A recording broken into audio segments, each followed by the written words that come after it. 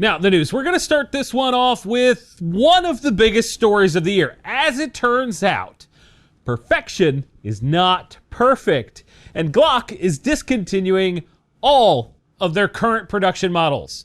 The only ones that are going to be safe from this are the slim frame models like the 43, 43X, and 48.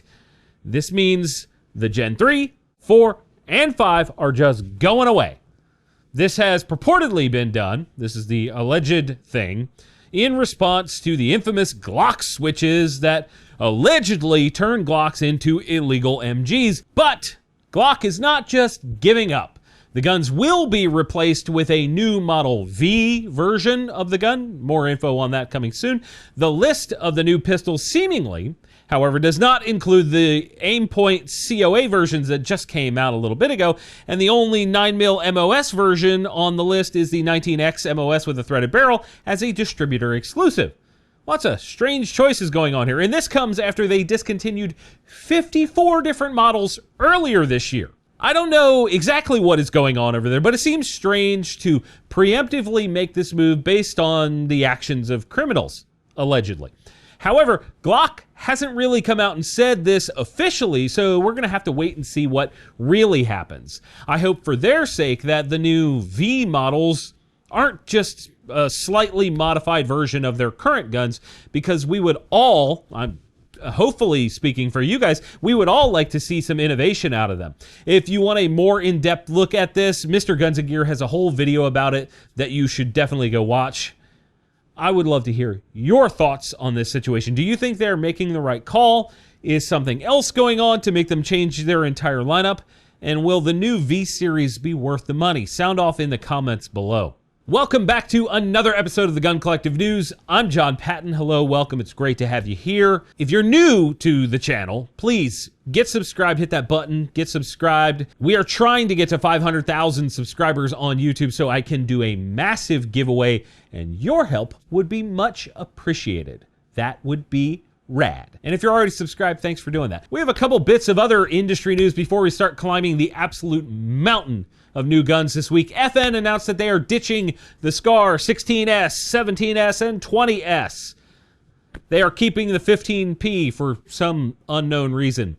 In the announcement, they said that this is not related to military use of SCARs and that those will remain in production. They also said that if you own a current SCAR, parts and support will be available for the next few years. To me, the picture is very clear. People were not buying a rifle that carries an MSRP of somewhere from $3,800 to $5,000 for a gun that just isn't that good.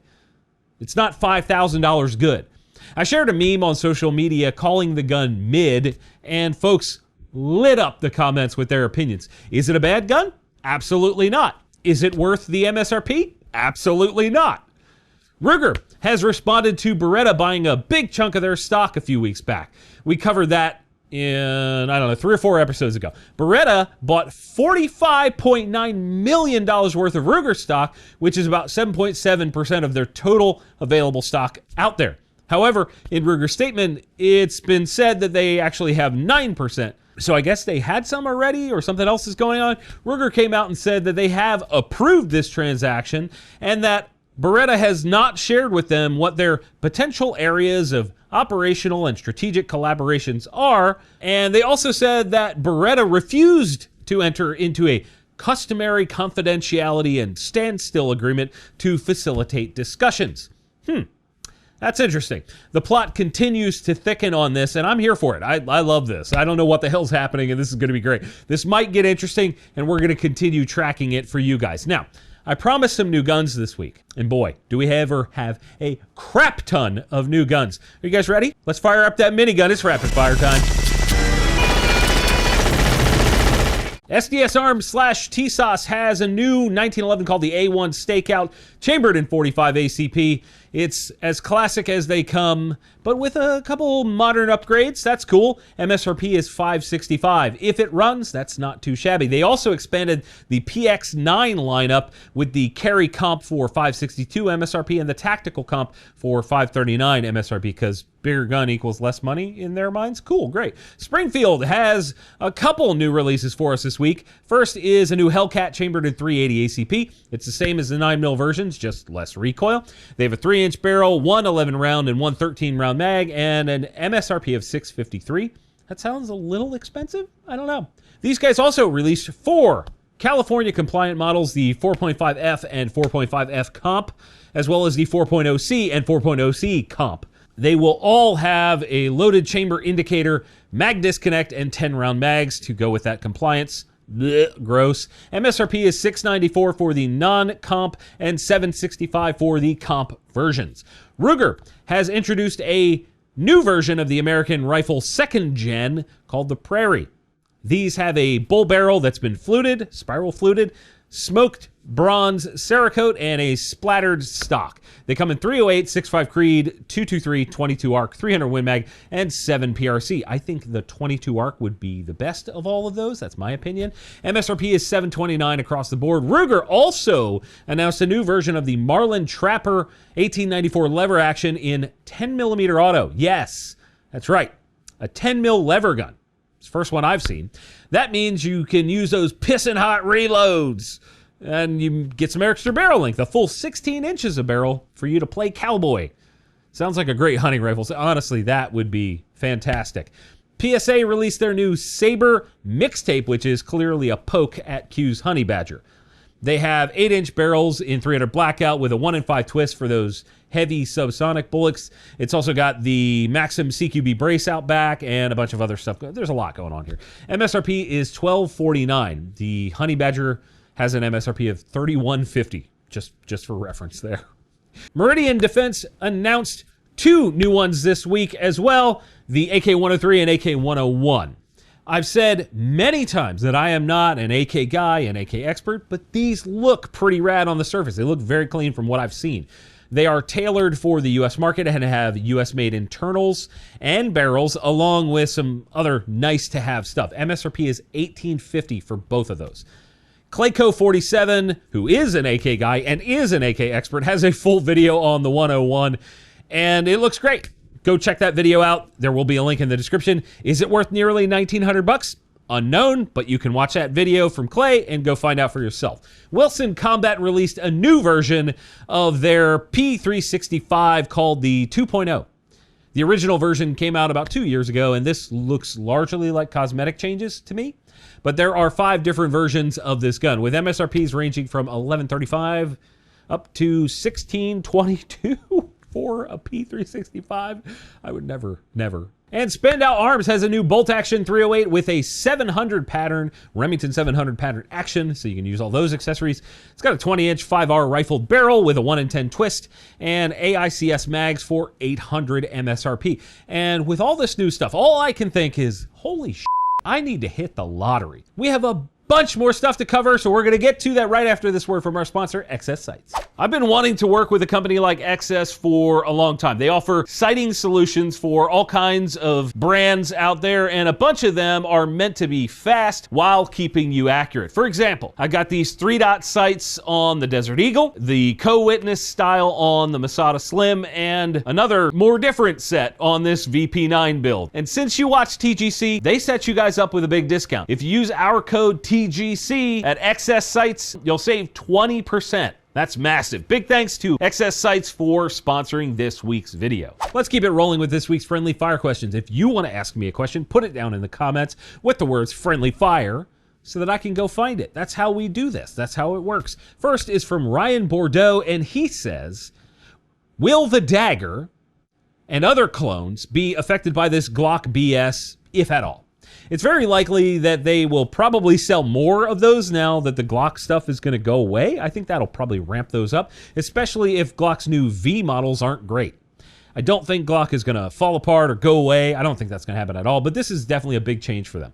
Chris Bogard says, why aren't more companies making left-handed firearms? To me, that's likely an economics thing. There's roughly 10% of the population that is left-handed. You probably already know that as a lefty and a weirdo. If there isn't a ton of demand for left-handed guns, they're just not likely to design one. A lot of lefties just learn to shoot right-handed or ambi guns because there's just so many more options for those. And Matt Buck says, of all the guns on the wall behind you, which has the most rounds through it? You might actually be surprised by this answer, but it is this Beretta A400 XL. This is fantastic. I've shot it so much, this is starting to fall apart, the butt pad. Yeah, it's literally just crumbling. I've had it for a while.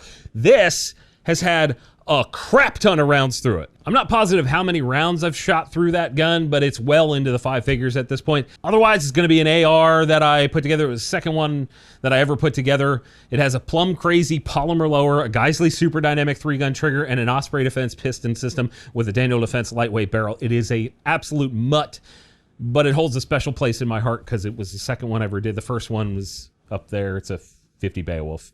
I'm weird. My friendly fire question to you guys this week. Do you actually enjoy this friendly fire segment? I see comments from time to time saying that we should cut it out of the news and we don't want this friendly fire segment. And I want to get a temperature from the bulk of you guys on this. Should we keep it in or ditch it for a little while and then maybe bring it back later? I don't know. You know the drill. Let me know your thoughts down below. In other news, a company called Layer X has a new can called the Strake 9. It is 3D printed from grade 5 titanium and weighs in at 8.5 ounces without a mount. It is FA rated for 9mm, no matter what barrel length, and has a fancy coating called Alpha Tech that reduces IR signature and is less likely to degrade from heat. That sounds rad. The company itself is new as well and was started by a friend of TGC that has a bunch of experience in the suppressor side of the industry, so hopefully that goes well. MSRP on the Strake 9 is $850. Timney just released a trigger for the Savage Stevens Model 334. This is the first time I remember actually seeing a trigger for that gun, which is kind of neat. It's a budget rifle with MSRPs currently ranging from $389 up to $550. The trigger is adjustable from 2 to 4 pounds and has a curved shoe, kind of classic style, and an MSRP of $140.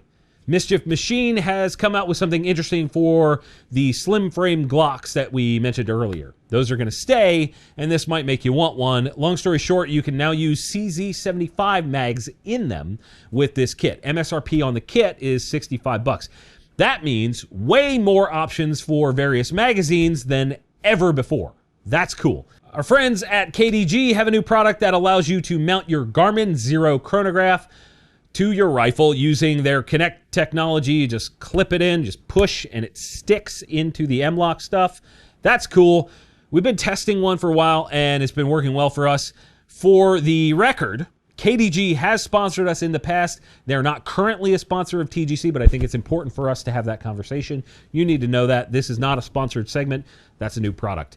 We have a bunch of ammo news this week as well. Heavy Shot has a new Heavy Hammer 12-gauge BB load in 3-inch shells going 1,500 feet per second. I bet that thumps pretty good. MSRP is $42 for 25 rounds. Make those count. That is not cheap. Remington finally released the Royal Flush Upland loads in 12, 20, and 16 gauges with MSRPs ranging from $37 to $41 a box for 25 rounds. They say this is Magnum-rated, copper-plated shot with premium propellants and high velocity, blah, blah, blah. Hopefully it doesn't suck. Liberty Ammo has a new one called the Spike in 380. This is an all-copper 55-grain bullet with a little spike in the middle. If you look down at the bullet, you can see a little spike in there, likely to increase penetration once the outer portion rolls back. Sort of like the Federal Hydroshock Deep loads, a similar concept, I think. They're claiming 1,500 feet per second on these, and the MSRP is unknown because why include that when promoting a new product, right? Why give customers information? That would be magical. That brings us in for a landing on this week's episode of the news. Feel free to clap or just get the hell out. Go watch our review of the Kimber 2K11 Pro that we just released last week. That was pretty cool. It could be the upper middle class answer to your 2011 needs, I guess. Just get out. No, for real. You're the one making it weird now. It's you. You're the weird one, not me. Definitely not. Get out.